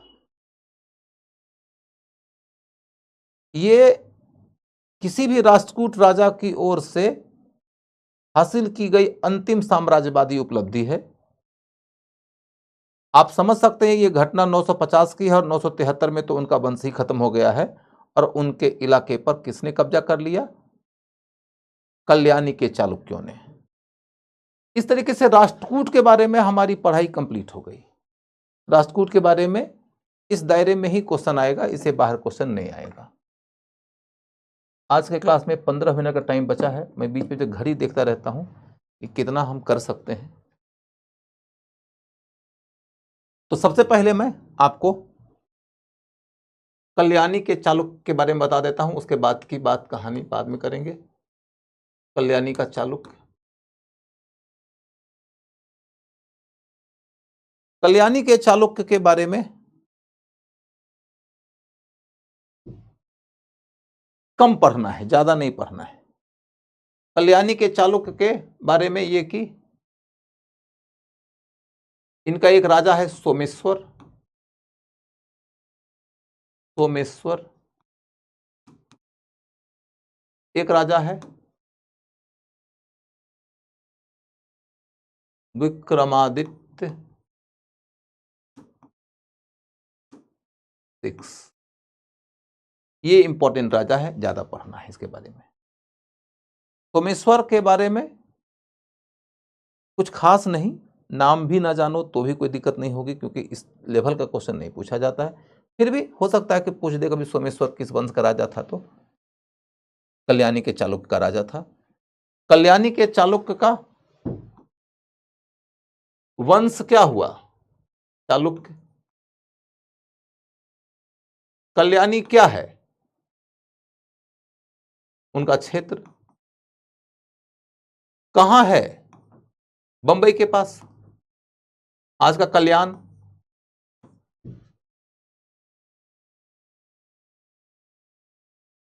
इनका युद्ध किससे होता था? युद्ध किससे होता था? तो देखोगे कि मालवा के परमार से। मालवा के परमार,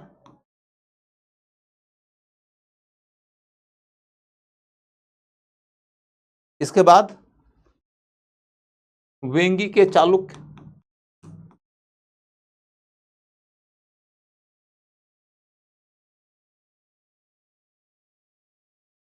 इसके बाद चोल। ये तंजौर के चोल कह सकते हैं, क्योंकि इनका कैपिटल तंजौर था। तंजौर के चोल। आपको याद होगा मैंने मालवा के परमार को पढ़ाते हुए भी कहा था कि परमारों का चोलों के साथ में मित्रवत संबंध था, क्योंकि कल्याणी के चालुक्य के साथ में मालवा के परमार और चोल दोनों का संघर्ष होता था। तो ये वाला संबंध आपको समझना है। कल्याणी के चालुक्य का सबसे महत्वपूर्ण जो प्रतिस्पर्धी है वो है तंजौर का चोल। इस ख्याल से बड़ी महत्वपूर्ण बनता है क्वेश्चन का एक पॉइंट। ऐसे समझिए कि यह है बादामी का चालुक्य। बादामी का चालुक्य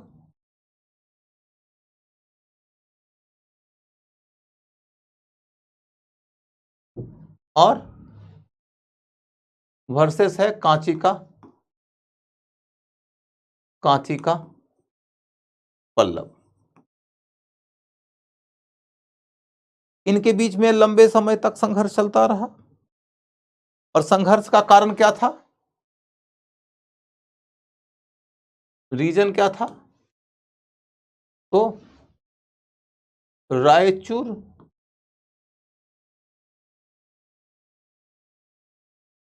तुंगभद्रा दोआब। रायचूर तुंगभद्रा दोआब। रायचूर तुंगभद्रा दोआब, ये इनका संघर्ष का मूल कारण हुआ करता था।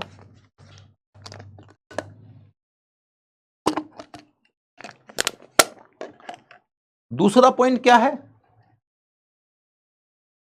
रायचूर तुंगभद्रा दोआब के बाद फिर देखो कि कांची का पल्लव खत्म हो गया, मान लो इसके जगह पर आ गया चोल, और बादामी का चालुक खत्म हो गया, इसके जगह पर आ गया कल्याणी का चालुक। एरिया दोनों का मोटा मोटी एक जैसा है। रायचूर तुंगभद्रा दोआब के ऊपर नियंत्रण की महत्वाकांक्षा अब भी दोनों की है। युद्ध चलता रहा, और इसीलिए इस तरह के जो युद्ध होते हैं वो एक बार में नहीं खत्म होता है, ये कई राउंड का चलता है। जिसका राजा ज्यादा प्रतापी होगा, ज्यादा सक्षम होगा, वो जीत जाएगा, लेकिन दूसरे राज्य का अंत नहीं होता है। दूसरा राज्य कमजोर हो जाता है, फिर कुछ समय के बाद वो रिवाइव करता है, फिर युद्ध होता है, युद्ध चलता रहता है। अनेक राउंड के युद्ध चले हैं। तो आप देखोगे कि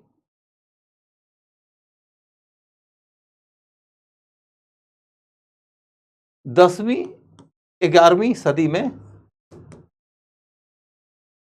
10वीं 11वीं सदी में चोलों का पलड़ा भारी रहा, चोलों का पलड़ा भारी रहा। कई सारी लड़ाइयां हुई जिनमें कि चोल राजा जीते हैं। उसमें सबसे बड़ी प्रसिद्ध लड़ाई है कुडल संगमम की लड़ाई, ये याद रखिएगा, कुडल संगमम। आपसे क्वेश्चन ये पूछा जाएगा कि कुडल संगमम की लड़ाई किसके बीच में हुई थी, तो उत्तर होगा चोल और कल्याणी के चालुक्य। उसके अंदर नहीं पूछा जाएगा कौन राजा था, क्योंकि 3 राजा एक ही जगह पर लड़े हैं और जीते हैं, तो ये पूछा जा सकता है क्या? नहीं, और इतने डिटेल में पूछते भी नहीं है। कुडल संगमम की लड़ाई किनके बीच में हो रही थी? तो कल्याणी के चालुक्य और चोल राजा के बीच में। इससे ज्यादा पढ़ने की जरूरत साम्राज्य विस्तार के ख्याल से तो बिल्कुल नहीं है। और तब आप ये देखोगे कि विक्रमादित्य के बारे में कुछ जानकारी आप ले लो।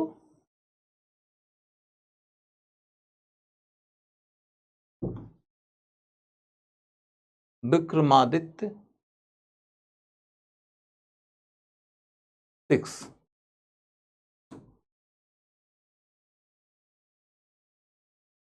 विक्रमादित्य 6 के अंतर्गत क्या कहानी है अपनी भाई? तो ये कि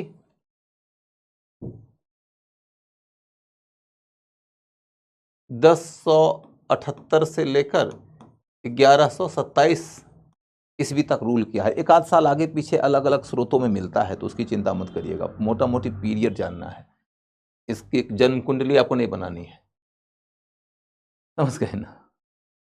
अब अगला मुद्दा यह है कि विक्रमादित्य 6 के दरबार में उस समय एक साहित्यकार रहता है विल्हन नाम का। विल्हन माना जाता है कि ये कश्मीरी है, अब पता नहीं कैसे पहुंच गया इसके दरबार में, लेकिन जो भी है, इसमें किताब लिखा है विक्रमांक देव चरित, विक्रमांक देव चरित। तो विक्रमांक देव चरित किसका जीवन चरित है? तो विक्रमादित्य 6 का, जो कि एक कल्याणी के चालुक्य वंश का राजा था। उसके बाद फिर इसके दरबार में एक और विद्वान आदमी को संरक्षण मिला था, वो थे विज्ञानेश्वर। विज्ञानेश्वर विज्ञानेश्वर ने किताब लिखा था मिताक्षरा, याद ही है आपको, मिताक्षरा। और मिताक्षरा के बारे में मैंने आपको डिटेल पढ़ा रखा है। ये याज्ञवल्क्य स्मृति के ऊपर टीका है, याज्ञवल्क्य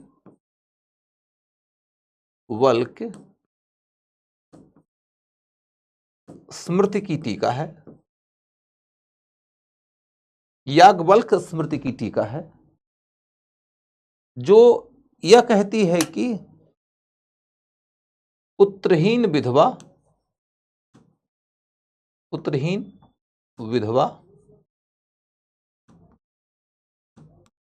पति की पैतृक संपदा की उत्तराधिकारिणी होगी।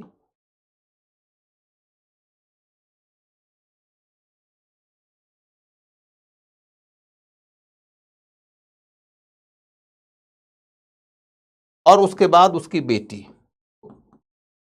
और उसके बाद बेटी।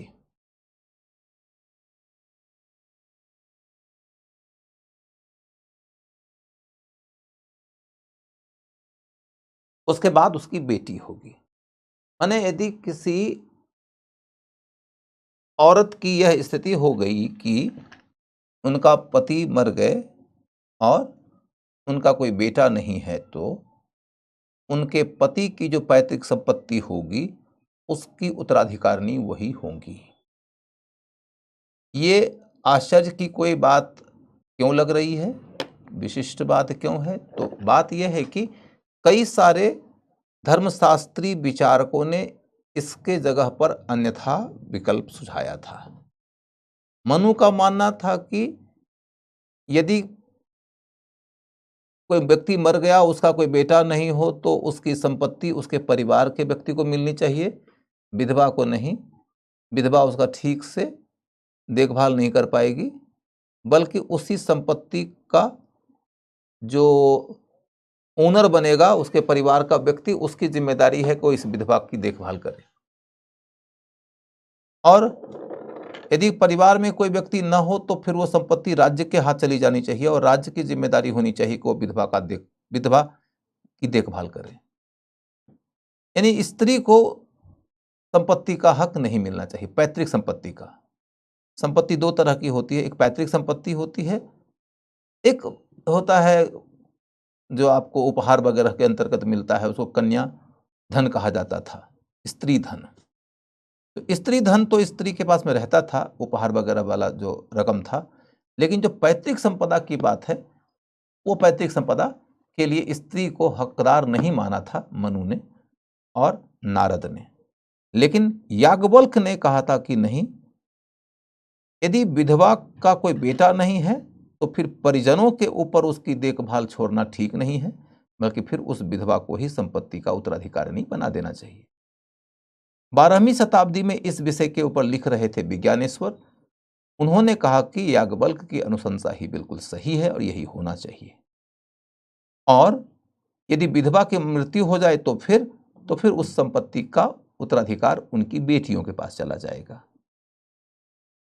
यह भी बात गौर करने लायक है कि पूर्वी भारत को छोड़ दिया जाए तो शेष पूरे भारत के अंदर यही वाला सिस्टम वास्तव में चलता भी था।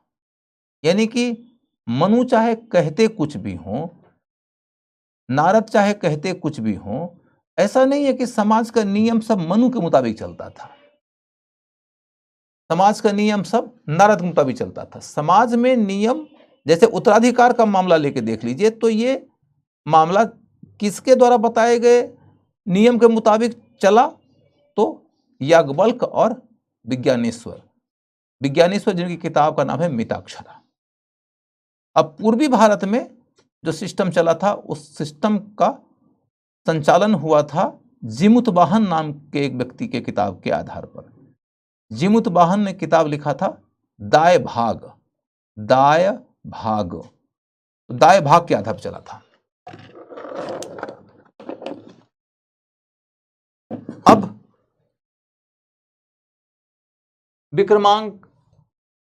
विक्रमादित्य ने विक्रम संवत की भी शुरुआत किया था। मैंने कल बताया ही था कि विक्रम संवत बेसिकली ये होता है चालुक्य संवत।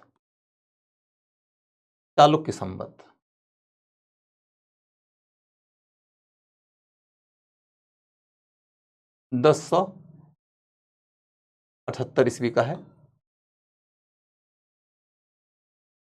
तो संवतों को लेकर जो क्वेश्चन आएगा वो इस तरीके से आ सकता है कि गुप्त संवत, कल्याणी का चालुक्य संवत,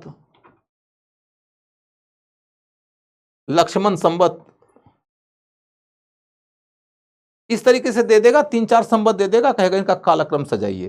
जैसे सबसे पहले विक्रम संवत जो 57 BC का है, उसके बाद में शक संवत जो 78 AD का है, उसके बाद गुप्त संवत जो 319 AD का है, उसके बाद में ये कल्याणी का चालुक्य संवत है जो 1078 AD का है, उसके बाद में फिर लक्ष्मण संवत जो 1191 AD का है।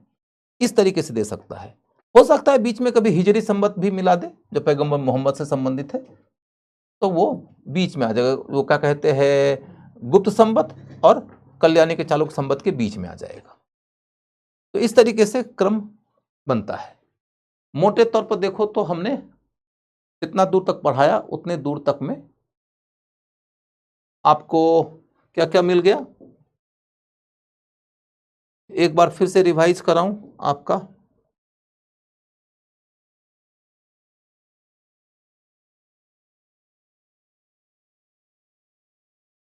आपका रिवीजन यदि कराता हूं तो महाराष्ट्र में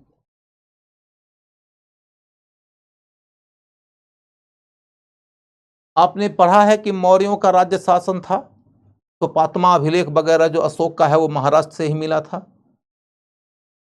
उसके बाद आप देखोगे कि महाराष्ट्र में सातवाहनों का शासन आ गया। सातवाहन के बाद में वाकाटक आ गया, वाकाटकों के बाद में बादामी के चालुक्य आ गए, बादामी के चालुक्य के बाद में राष्ट्रकूट आ गए, राष्ट्रकूट के बाद में कल्याणी के चालुक्य आ गए, कल्याणी के चालुक्य के बाद में वहां देवगिरी के यादव आए, देवगिरी के यादव के काल में अलाउद्दीन खिलजी ने हमला किया और उसे अपनी अधीनता में ले लिया। देवगिरी का यादव का राजवंश बना रहा, लेकिन अलाउद्दीन खिलजी के अधीनस्थ के रूप में। इसके बाद फिर देखो आंध्र प्रदेश का इलाका, आंध्र प्रदेश में अस्मक राजवंश या अस्मक महाजनपद की कहानी मैंने बताया था, जिसका कैपिटल हुआ करता था पोत्तन, पोत्तन। उसके बाद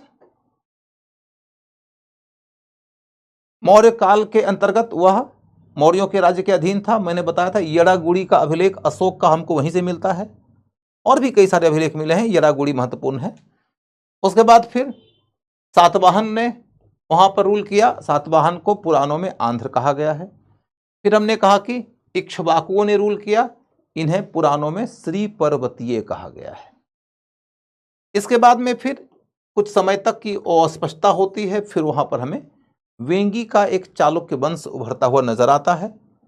वेंगी के चालुक्य वंश के उभार की कहानी मैंने बताया था कि पुलकेशिन द्वितीय ने अपने छोटे भाई विष्णुवर्धन को कहा था कि तुम वेंगी जीत लो, उसने जीत लिया। उसके बाद वहां का गवर्नर बन गया। पुलकेशिन द्वितीय जब मारा गया नरसिंह वर्मन द्वितीय के खिलाफ युद्ध में, तो बादामी के चालुक्य राजवंश में अस्थिरता आ गई।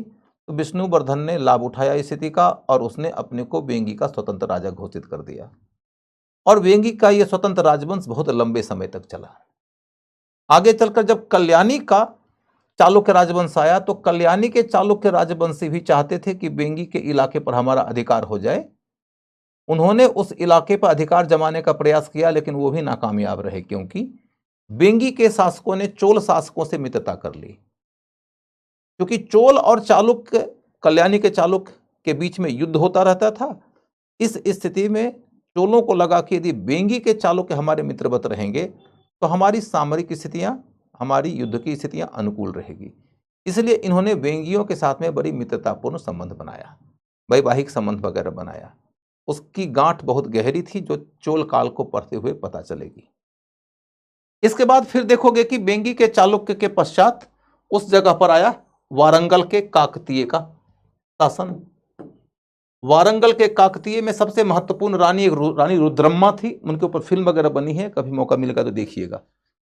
और फिर वारंगल के काकतीयों के बाद उस इलाके पर किसका अधिकार हो गया, तो है अलाउद्दीन खिलजी ने उस राजा को या वहां के राजा को हराकर उसे अपने अधीनस्थ कर लिया। तो आंध्र का किस्सा खत्म हो जाता है, और तब कर्नाटक का किस्सा आता है। कर्नाटक के बारे में मैंने बताया कि वहां आपको पाषाण काल, महापाषाण काल सबकी जानकारी मिलती है, लेकिन मौर्य काल में हमने देखा कि वहां पर अशोक का भी अभिलेख मिलता है, मास्की अभिलेख, और चंद्रगुप्त मौर्य भी वहीं मरा था श्रवणबेलगोला में। मैंने टास्क दिया है श्रवणबेलगोला का क्या महत्व है जैन धर्म के इतिहास में, आप देखिएगा। फिर वहां पर कदम्ब राजवंश आता है, मयूर शर्मन जिसका संस्थापक था, जिसने सबसे ज्यादा बार अश्वमेध यज्ञ किया था, 16 बार, मैंने पढ़ाया हुआ है। इसके समय में कन्नड़ भाषा का भी जन्म हो रहा है। इसके बाद वहां पर पश्चिमी गंग आते हैं, फिर राष्ट्रकूट आते हैं, जिनका शासन महाराष्ट्र में भी है, कर्नाटक में भी है। और फिर राष्ट्रकूटों के काल की कहानी तो पूरी पढ़ा चुका हूं कि कैसे कन्नड़ भाषा इस दौर में विकसित होती है, और तमाम जो महान कन्नड़ साहित्यकार वगैरह हुए उनकी चर्चा मैंने कर दिया। और मैंने यह भी बता दिया कि कैसे उसको शास्त्रीय भाषा का दर्जा मिल गया। तो कर्नाटक की कहानी में आगे बढ़ते हैं कि राष्ट्रकूट वंश जब खत्म होता है, तो राष्ट्रकूट वंश के खत्म होने के बाद कल्याणी के चालुक्य आए। कल्याणी के चालुक्य जब खत्म हुआ, तो फिर कर्नाटक के इलाके में द्वार समुद्र के होयसल आ गए। यानी कि कल्याणी के चालुक्य ने राष्ट्रकूटों ही की तरह महाराष्ट्र और कर्नाटक दोनों क्षेत्रों पर रूल किया, लेकिन जब कल्याणी के चालुक्य राजवंश का बिखराव हुआ, तो कर्नाटक के इलाके में द्वार समुद्र के होयसल आए। और द्वार समुद्र के होयसल के समय में, द्वार समुद्र जगह का नाम है, होयसल वंश का नाम है। द्वार समुद्र के होयसल के काल में फिर उधर से उत्तर से तुर्की सुल्तान अलाउद्दीन खिलजी का हमला होता है वो जीत लेता है और इनको अपने अधीन कर लेता है। इस तरीके से दक्कन का पूरा किस्सा खत्म हो जाता है। सुदूर दक्षिण की कहानी देखोगे तो आपको ये पता चलेगा कि पल्लव तक की कहानी तो मैंने पढ़ा दिया है। आज के क्लास में अब इतना समय तो है नहीं कि मैं आपको चोल पढ़ाऊं। मैं 3 बात कहते हुए आज के क्लास की समाप्ति करूंगा। पहली बात यह है कि चूंकि पहला बैच था ये पीडब्ल्यू का और उनके पास में स्टडी मटेरियल का जो स्टैंडर्ड वो एक्सपेक्ट करते थे वो तैयार नहीं था, और जो स्टडी मटेरियल तैयार था उससे वहाँ की टीम सेटिस्फाइड नहीं थी, इसीलिए शुरुआती दौर में स्टडी मटेरियल आपको नहीं दिया गया। दूसरी बात यह है कि अभी पीडब्ल्यू थोड़ा एक्सपेरिमेंट कर रहा है इस तरीके से कि एक क्लास में कई कैटेगरी के बच्चे बैठे हुए हैं, कुछ अभी फर्स्ट ईयर के हैं, कुछ बच्चे कभी कभी 12th के भी हो जाते हैं, कुछ ग्रेजुएट पोस्ट ग्रेजुएट हैं, कुछ सिलेक्शन भी पाए हुए हैं। जैसे पिछले ही क्लास में एक लड़का हमको बोल रहा था कि सर मैं आपका पुराना जब सिहंता के समय में आपके यहाँ पढ़ता था तो उस समय का स्टूडेंट हूँ और मैं बीपीएससी पास कर गया हूँ। वो भी क्लास कर रहा है। देखो तो सिलेक्टेड स्टूडेंट भी क्लास कर रहा है और 12th का स्टूडेंट भी क्लास कर रहा है। तो क्लास की गति को लेकर थोड़ी सी अनिश्चितता रहती है, और जो अनुमान शुरुआती दौर में लगाया जाता है किसी एक सेक्शन को कितने दिन में खत्म किया जाना है को लेकर, वो अनुमान पूरा नहीं हो पाता है। कभी कभी उससे ज़्यादा क्लास लग जाता है। क्लास ज़्यादा लग सकता है, कम नहीं लगेगा। इंटेंट ऑनेस्ट है इंस्टीट्यूशन का, जो ये कह रहा है कि क्लास जल्दी जल्दी खत्म करने की ज़रूरत नहीं है, ज़्यादा क्लास लगने की ज़रूरत पड़ेगी, ज़्यादा क्लास हम देंगे। अब इसके वजह से आपको थोड़ी तकलीफ क्या हो सकती है? आपको तकलीफ ये हो सकती है कि आपके शेड्यूल के अतिरिक्त वर्कलोड आपके ऊपर आएगा। बेटा एक बात तो तय है कि वर्कलोड आपके ऊपर आएगा, लेकिन वो वर्कलोड आपको लेना ही पड़ेगा। ऐसा नहीं है कि वर्कलोड आपके ऊपर कोई अवांछित तरीके से आ रहा है। आप ही के मद्देनजर क्लास की गति को धीमी किया जाता है। कुछ बच्चों को हो सकता है कि ये लगे कि हम तो तेज गति से भी पढ़ाने के बाद समझ जाएंगे, ऐसा संभव है। तो उन बच्चों को मैं ये कहूँगा कि देखो बेटा, बहुत कैटेगरीज के बच्चे एक साथ बैठे हुए हैं, तो उन सबको मिला के चलना पड़ता है। एक बात इंस्टीट्यूशन की ओर से स्वीकार करने में कोई हर्ज नहीं है, वही ये स्टडी मटेरियल जब टाइम पर मिल जाता तो क्लास की गति और तेज की जा सकती थी, लेकिन अब तो स्टडी मटेरियल बन चुका है, अब क्लास की गति को तेज करना मुश्किल नहीं होगा। 2 बात और कहना है। नंबर 1, मेडिवल इंडिया में आगे चोल काल का अध्ययन बाकी है, दिल्ली सल्तनत, मुगल काल और अन्य क्षेत्रीय राज्यों का अध्ययन बाकी है। उसका शेड्यूल आएगा, जल्दी आएगा, जरूर आएगा, इसकी गारंटी है। नंबर 2 कि बहुत सारी बातें ऐसी हैं जो हमने कहा है कि इसको हम मेंस में करेंगे, आर्ट एंड कल्चर में करेंगे, तो वहां भी करेंगे, इसकी भी गारंटी है। और लास्ट बात यह कि 8 बजे आज फिर प्रीवियस ईयर्स के क्वेश्चंस के आंसर का डिस्कशन सीरीज है, मिस मत करना। मिस करोगे तो नुकसान करोगे अपना। यह याद रखिएगा कि वो डिस्कशन और इस क्लास के बीच का एक अन्योन्याश्रय नाता है। इस क्लास को आप कर लेते हो और उस क्लास को छोड़ देते हो तो आपका नुकसान होगा। नुकसान की भरपाई भी आप ही को करनी पड़ेगी। मैं तो पढ़ा के निकल जाऊंगा, लेकिन मेरा स्टूडेंट है तो वो आएगा, आपको आना होगा 8 बजे। नमस्कार।